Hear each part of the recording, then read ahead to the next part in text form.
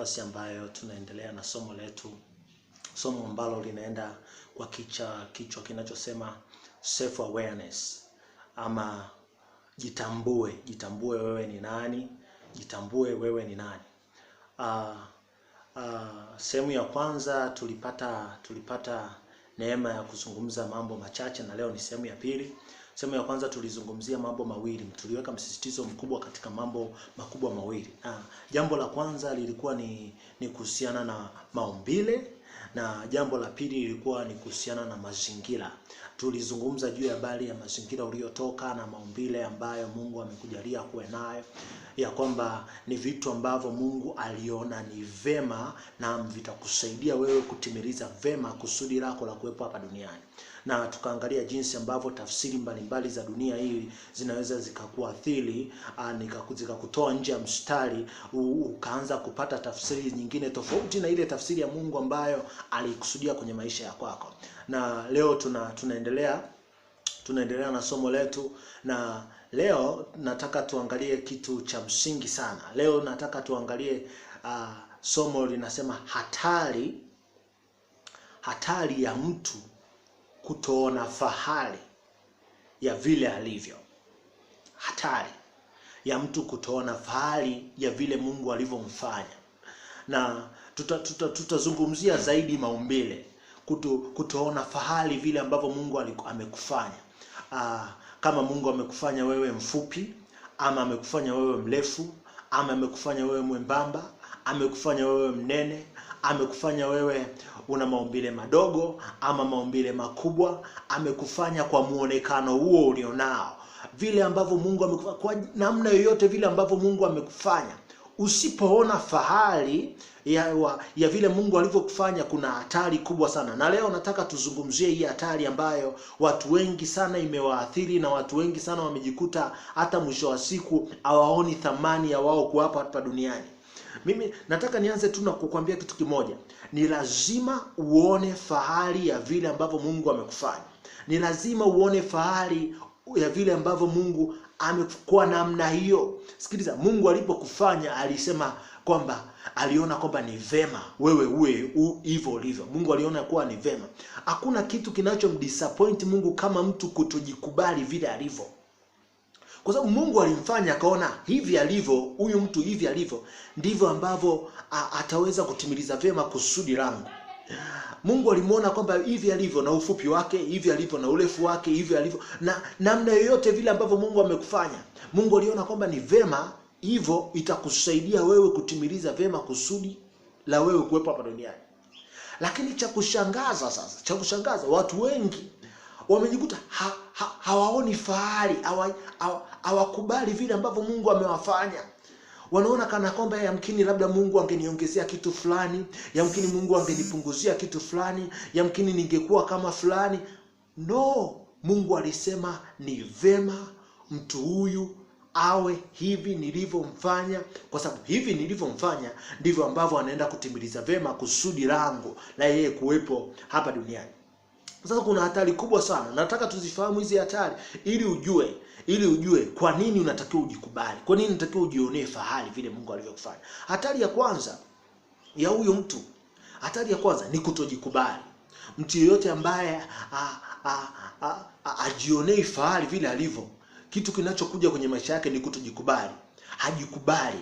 Hajioni kana kwamba yeye ni bora. Hajioni kana kwamba yeye anafaa. Hajioni kana kwamba vile ambavyo Mungu amemfanya alimfanya kwa ufanisi mkubwa. Hajioni hivyo. Yamkini anataka kujilinganisha na wengine. Anasema yamkini ningekuwa mweupe ningekuwa mzuri zaidi. Ama huyu mweupe naye anasema yamkini ningekuwa mzuri ningefaa zaidi.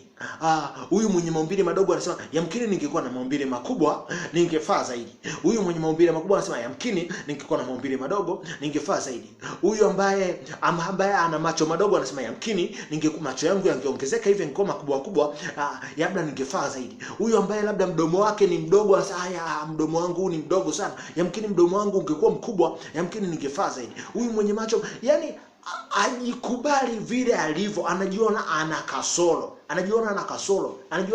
fulani. Sasa kutojikubali ni kutojishabikia wewe mwenyewe, kutojishabikia wewe mwenyewe. Nataka nikwambie kitu kimoja, kwamba shabiki wa kwanza wa maisha ya kwako ni wewe mwenyewe. Shabiki wa kwanza wa vile ulivyo ni wewe mwenyewe. Yaani wewe ndio unayepaswa kujishabikia, kujiona kwamba unapendeza, kujiona kwamba unafaa, kujiona kwamba ni bora. Yaani shabiki wa kwanza wa maisha yako inatakiwa kuwa wewe mwenyewe. Usipojishabikia wewe mwenyewe ukategemea watu wengine wakushabikia, na wasipokushabikia, utaona kuna mapungufu somewhere. Utaona yamkini kuna jambo halijakamilika. Kujikubali kunamfanya mtu ajishabikie yeye mwenyewe. Kunamfanya mtu ajiwekee hitimisho ya mambo yake mwenyewe. Akifanya jambo anasema hili ni jema. Akifanya jambo anasema hili linafaa. Akifanya jambo anasema hili linapendeza. Sikiza, Mungu alivyomaliza kuumba dunia, Mungu akasema kwamba akaona kwamba kila kitu ni chema. Akaona kwamba kila kitu kinapendeza. Akaona kwamba kila kitu kinafaa. Mungu alijikubali yeye mwenyewe. Sasa sisi ni mfano wa Mungu. Sikiliza, inatakiwa ujishabikie wewe mwenyewe. Inatakiwa ujikubali wewe mwenyewe vile ulivyo. Vile ulivyo. Jikubali vile ulivyo. Mimi najikubali vile nilivyo. Sura yangu ilivyo najikubali. Maumbile yangu nayakubali. Najishabikia kwa maana kwamba najionea fahari ya kwamba Mungu hakukosea kunifanya vile ambavyo amenifanya. Kwa hiyo hii ina faida kubwa sana. Sikiliza. Kwa mfano, nitoe mfano huu kwa wadada. Dada anapotaka kwenda mahali, anaoga, anaenda kuchagua nguo, anavaa, akishavaa anaenda anajiangalia kwenye kioo, akishajiangalia kwenye kioo anaona kama amependeza. Sikiliza, tofauti ya mtu ambaye anajikubali na mtu ambaye hajikubali. Huyu ambaye anajikubali hataona kama amependeza kama watu wengine hawatamwambia amependeza. Hana hitimisho ya mambo yake yeye mwenyewe. Kwa hiyo hata kama ametoka nyumbani amejiandaa, na hata kama amejiona kabisa kwamba nimevaa, nimependeza. Sikiliza, akipita mbele za watu wasipomwangalia, akipita mbele za watu wasipomwambia umependeza, yamkini akifika ofisini akiona kwamba watu hawamshabiki, akiona anajisikia vibaya, anaona kama kumbe sijapendeza, kumbe sijavaa vizuri, kumbe watu wako busy na mambo yao. Watu wako busy. Ukishajikubali, mtu anayejikubali akishajiangalia kwenye kioo akaona kwamba I'm good, I'm okay, hategemei tena suggestion ya mtu mwingine imwambie kwamba umependeza. Aiza aambiwe ama asiambiwe aimletee shida. Kwa sababu gani? Anajikubali yeye mwenyewe kwamba nimevaa, nimependeza, nimevaa vizuri, nimevaa nilivyovaa inatosha. Sikiliza, hii ndio muhimu kubwa sana wa kujikubali. Lakini huyu ambaye ajikubali, siku hiyo akienda labda ofisini ama akienda kanisani, alafu hamna mtu ambaye amemwambia kwamba umependeza, anaanza kujisikia vibaya. Anaanza kuona yamkini ile nguo yule fundi hakunishonea vizuri. Anaanza kutengeneza na ugomvi na fundi aliyemshonea ile nguo. Anaanza kusema yamkini hii rangi ndio faa hainipendezi. Sikiliza, jikubali vile ulivyo. Jikubali vile ulivyo. Ukivaa nguo, jikubali, jishabikie kwamba I'm good, ya kwamba nimependeza, ya kwamba imefaa, ya kwamba imenifit. Usitegemee sana maneno ya watu wengine. Usitegemee sana watu wengine kukushabikia. Jishabikie kwanza wewe mwenyewe. Kwa hiyo kuna hatari kubwa sana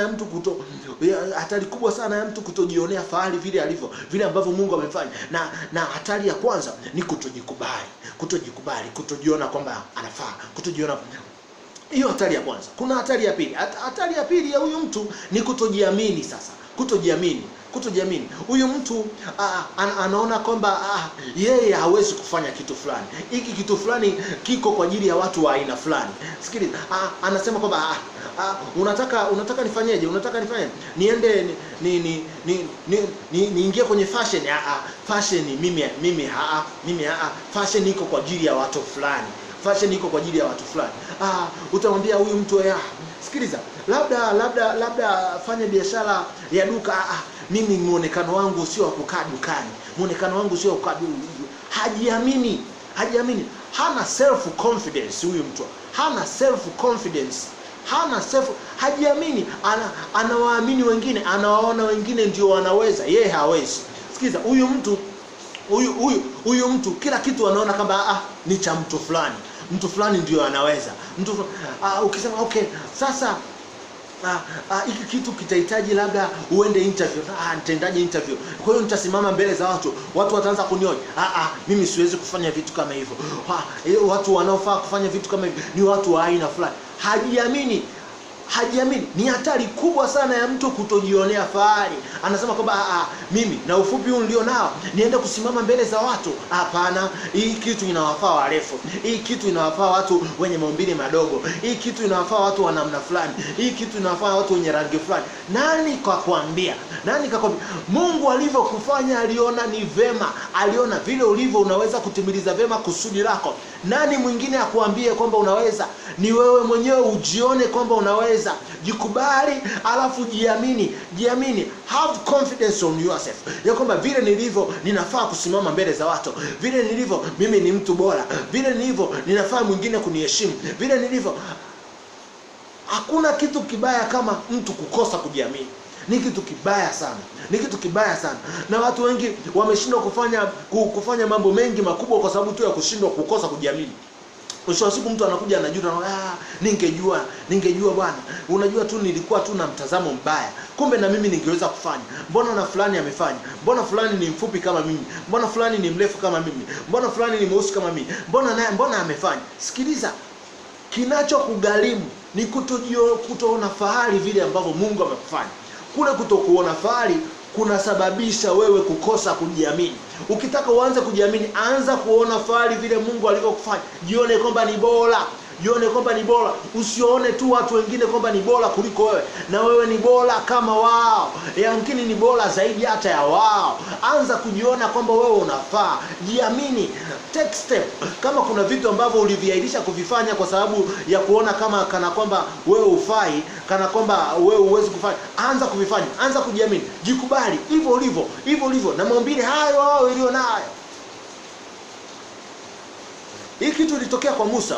Mungu alipomfuata Musa akamwambia, Bwana Musa, nakutuma wewe uende ukaokoe wana wa Israeli. Musa akaanza kuleta sababu. Moja kati ya sababu Musa alizoleta, alimwambia Mungu, mimi ni mzito kusema. Mimi ni mzito kuzungumza. Kwa lugha ya Kiswahili unaweza kusema nina kigugumizi. Mungu akamwambia, come on Musa. Hivi mimi wakati nakufuata wewe kukuambia hiki, mimi sijajua kwamba una kigugumizi. Kuna watu wengi sana wanakinzana na wito ambao Mungu ameweka ndani yao kwa sababu tu ya kutoona fahari vile ambavyo Mungu amewafanya. Wanasema hii kitu kweli nasikia Mungu anasema na mimi. Kweli kabisa naona ni kitu ninachokipenda, lakini inatakiwa niwe kama fulani ndivyo nitaweza kufanya. Kwa hiyo wanakosa kujiamini, mwisho wa siku wanakosa kutimiliza ile kusudi la Mungu ambalo Mungu amewekea duniani kwao. Hiyo sababu ya pili. Kuna sababu ya tatu. Hatari ya tatu ni huyu mtu anakosa uthubutu. Mtu yeyote ambaye hajionei fahari vile alivyo, mtu huyu anakosa uthubutu. Kila kitu anaona kwamba siwezi kufanya hiki, siwezi kufanya hiki, siwezi kufanya. Anakosa kuthubutu. Anaona kabisa ili yamkini uwe mkulima mzuri ni lazima uende yamkini ukatafute mapori, ukayafyeke. Hapana. Mimi nikilima sitapata faida. Hapana. Anakosa uthubutu. Kwa lugha ya Kiingereza kama taking risk. Huyu mtu hawezi kuchukua risk, hawezi kuchukua hatari, hawezi kuchukua uthubutu wa kufanya jambo fulani. Hata kama anaona hilo jambo litamtoa kwenye hatua moja kwenda nyingine. Anakosa uthubutu. Kwa sababu gani? Kwa sababu hajiamini. Kwa sababu gani? Kwa sababu hajikubali. Kwa hiyo inapelekea nini? Inapelekea yeye kukosa uthubutu. Hana uthubutu huyu mtu kabisa. Hana uthubutu. Kwa sababu gani? Kwa sababu hajionei fahari vile alivyo. Anaona wakina fulani ndio wanaweza wakathubutu kufanya jambo hili. Wakina fulani ndio wanaweza wakathubutu kufanya jambo. Yeye hawezi kuthubutu. Hata kama ni maskini, hawezi kuthubutu kufanya labda biashara ili aweze kujikwamua kutoka kwenye umaskini alionao. Hata kama hana maarifa, hawezi kuthubutu kutafuta maarifa kwamba okay, nitafute maarifa kuhusiana na hiki kitu ambacho natakiwa nikifahamu ili niweze kufanya jambo fulani. Hana uthubutu. Kwa sababu gani? Kwa sababu tayari anajiona kana kwamba yeye hafai, kana kwamba yeye ana mapungufu fulani, hawezi kufanya hicho kitu ambacho wengine wanafanya. Kwa hiyo hawezi kuthubutu. Hiyo ni hatari nyingine. Hiyo ni hatari ya tatu. Kuna hatari ya nne ya huyu mtu ambaye hajionei fahari vile vile. Kumbuka somo letu ni self awareness. Kumbuka somo letu ni kujitambua. Haya mambo ya mtu kutojionea fahari ya vile alivyo. Sikiliza, unapojionea fahari vile ulivyo, maana yake umetambua ya kwamba vile ambavyo Mungu amenifanya ni the best. Vile ambavyo Mungu amenifanya kwa uzuri. Mungu amenifanya kwa kupendeza. Vile ambavyo Mungu amenifanya, ninafaa hivi ambavyo Mungu amenifanya. Ninafaa. Sihitaji addition. Sihitaji kupunguza kitu wala kuongeza kitu. Hivi nilivyo ninafaa. Kinachohitajika sasa ni kutumia vile ambavyo Mungu amenipa, kuvitumia kwa uaminifu ili kuweza kutimiliza lile kusudi la Mungu ambalo ameweka ndani yangu. Sasa tunazungumzia hatari ya 5. Hatari ya 4, samahani. Tunazungumzia hatari ya 4.